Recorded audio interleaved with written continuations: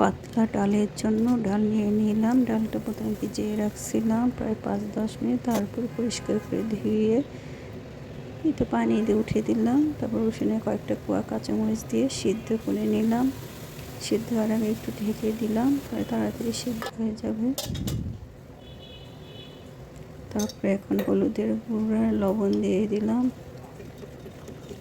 এই তো এখন ঘুটে নিব।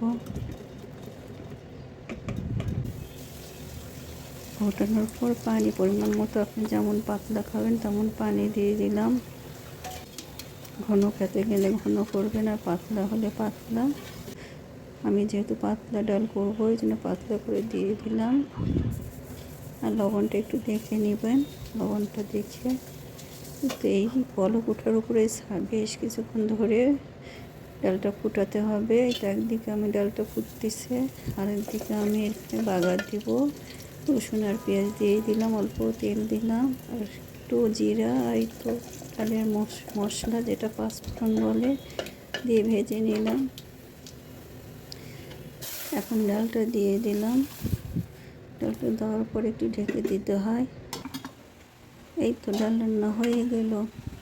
আর এই পাতলা ডাল দিয়ে রুটি বলেন, ভাত বলেন, ভাত খাওয়ার পর পুড়িয়ে খেতে মজা লাগে।